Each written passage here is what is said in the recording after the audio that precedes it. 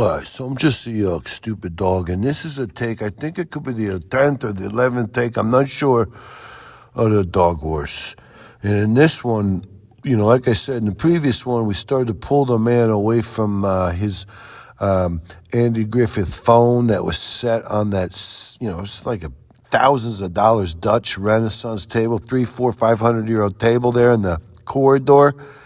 The big mercantile corridor of the manor house in between the big parlor room and the kitchens of the manor house. Anyways, the man has summoned his army. The man was, he was reaching out to Uncle Denner and Thundertop, the killer squirrel.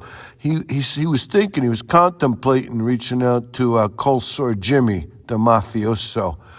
There's a couple other buddies of his. I mean, I think Uncle Denner's in the cornbread mafia. I don't know. Some accuse the man of being in the cornbread mafia, but he's just whatever you say, an oxygen deprivation, brain injury survivor. When he's pushed to it, he can become something like, a villain, or I don't know. He's like, I don't know. Anyways, the man has summoned his true army, and his true army consists of the Fantastic 14, otherwise known as the Seductive 7. So the Fantastic 14 refers to these 7 beautiful, buxom women. They got cleavage, they're big-boobed women. They have 14 big boobs. It's counting each of the boobs. 1, 2 boobs per girl. There's 7 of them. Some call them the Fantastic 14, just really referring to their boobs, but other people more intelligently call them the Seductive 7. There's 7 women. But anyways, the first one of these women, the first lady to come into, into this story, into this epic, is over-texting Sally. She over-texts. She texts everybody so much, like, holy shit. Everybody's like, hey, once I text you the thumbs up, don't text me back a thumbs up. The thumbs up ends it.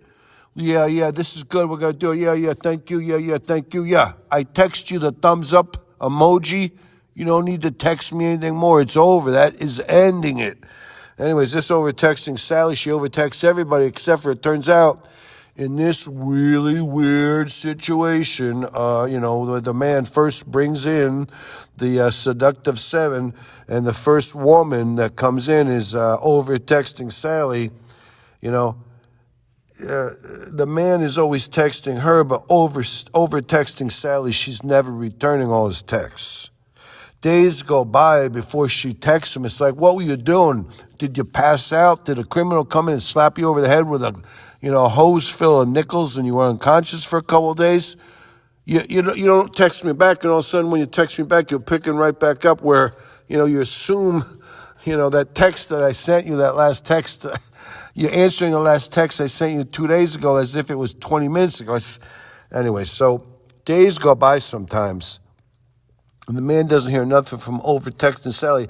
So he's looking at their text history, the text history between him and over-texting Sally.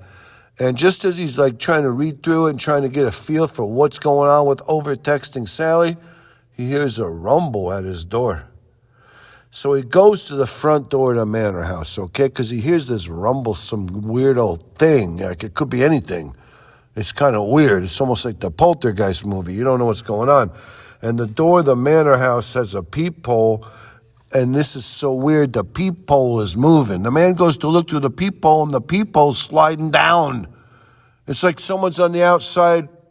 Somehow they could control where the peephole is in the door, and they're trying to get, because on the one, when you look in the peephole, there's a little tiny piece of an image you could see. It's a pinprick kind of an image.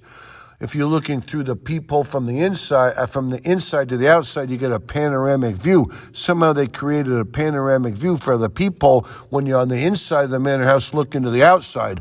But if you're on the outside looking in, you get this little pinprick kind of view. But in this case, somehow this sorcerer, this witch, this wizard, he's moving the peephole around trying to figure out, he's moving the peephole up and down all around the door, trying to get a glimpse, trying to figure out where the man is, trying to get the lay of the inside of the big parlor room.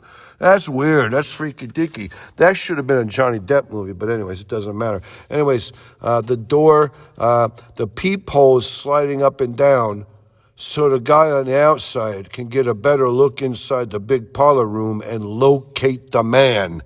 Why are they trying to locate the man? What does over-texting Sally have to do with this whole situation?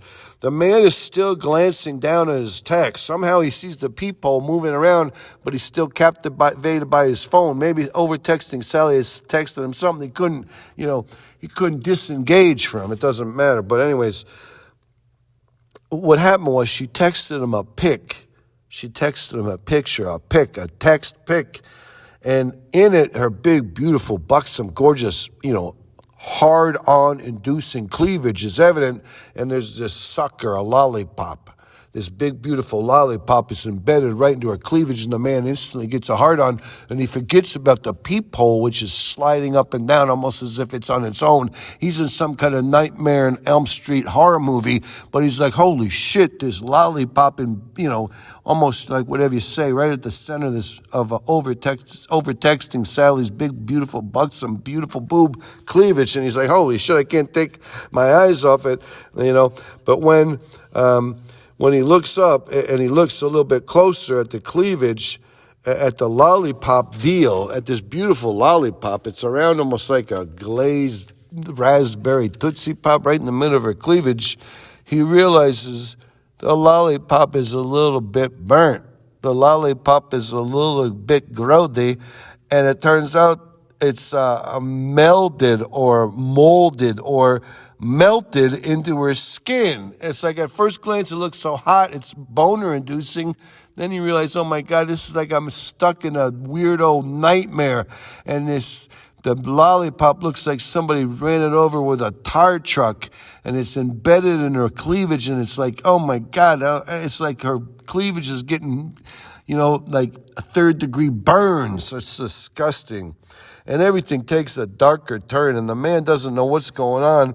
And, the door to the big parlor room, just then when he's captivated by this weird lollipop cleavage situation that he thought was enticing, it turns out it's grody.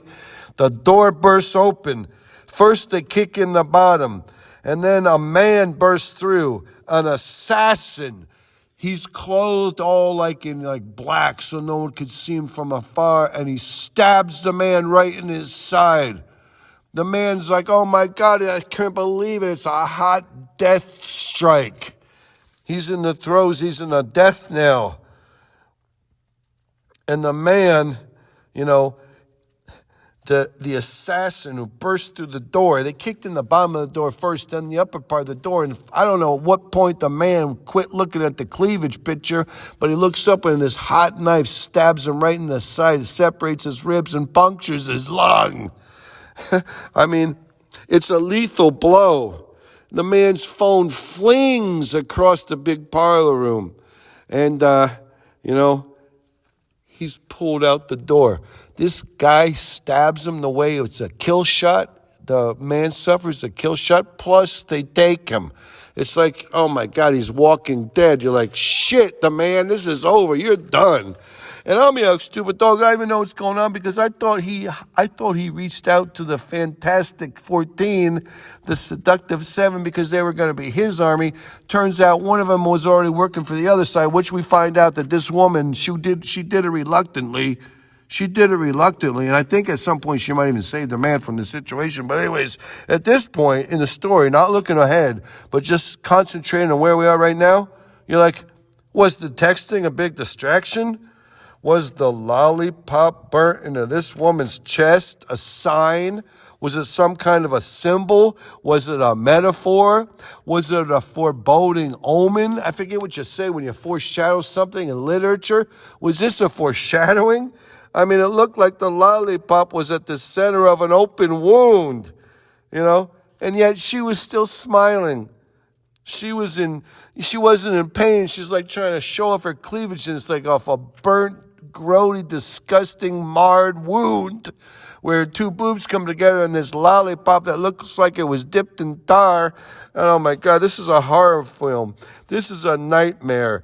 And, and was she in on the stabbing? Was she in on the abduction? She was. Was she reluctantly? Was she a double agent? Was she somebody who was being, blackmailed or whatever you say, coerced? Oh my God, this is such a weird take. This is chapter 11 of the Dog Wars. And if you want to continue to fathom or find out what happens, just stay tuned, because the Dog Wars, this is when the Dog Wars gets really, really interesting. I'm all right. You're all right. We're all okay. I'm a stupid dog. Don't worry about it.